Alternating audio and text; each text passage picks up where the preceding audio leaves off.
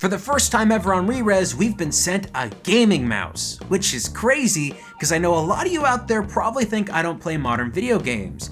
Well, I do. I play Overwatch. I like Overwatch a lot. You should be watching me on YouTube Gaming playing those games live. But anyway, when I play those games, I'm using a Logitech G500, a really good gaming mouse that has weights in it and the ability to change speeds on the fly and a whole bunch of customizable buttons. I really like it. It's one of my favorite mice that I've ever used. And this one here doesn't really come close. It does a lot of really cool things, but it's not the gaming mouse you're probably thinking it is. Let's take a look into it.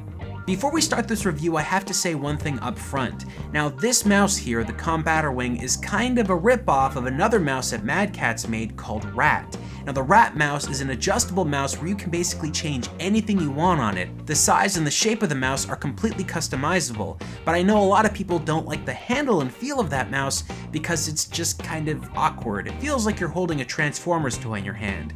Now, this one here, the Combaterwing, has the exact same setup and the exact same feel, but it's just changing a couple things. The mouse has tons of soft plastic pieces on it, which are really nice, but there's also a bunch of metal components on here that your fingers do rub up against, but it doesn't hurt you or anything. It just feels weird because they're not as nice to hold as the plastic parts. A very strange part of this controller, which I will not understand, is that on the side here you'll see that there's a little lip here where you can put your thumb on, and it prevents your thumb from dragging on your countertop or your mouse pad. That's a really cool feature and I like it a lot, but they didn't include it on the other side of the mouse where your pinky is. So your pinky will rub on whatever the heck the mouse is on, and that kinda sucks. You'd think if they thought of your thumb, they would have thought of your pinky as well, but they just didn't.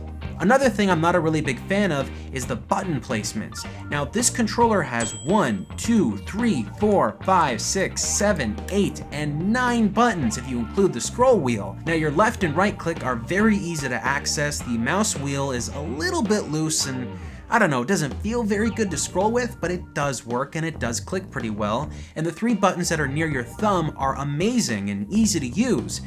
But the top 3 buttons underneath the left and right click are really awkward placements. I mean, they were not fun. You kind of have to take your hand and force it back just to push the buttons, and I really didn't enjoy that. What was really awkward was the middle mouse button, which you had to push by taking your middle finger and kind of moving it all the way up to hit in the center of the mouse. That's such a strange place to put that button because that button there is your speed adjustment button. Unfortunately, when I play with really expensive gaming mice, I expect a speed adjustment option and just an easy one to access. Now, the Logitech G500 mouse I use has a very easy to adjust option, but this one here kinda sucks. See, with really good mice you can ramp up or ramp down, but this one just ramps in steps. Faster, faster, faster, slower. Faster, faster, faster, slower. And I absolutely hated that. I don't know why they did that, but making the mouse button in the dead center made it even worse.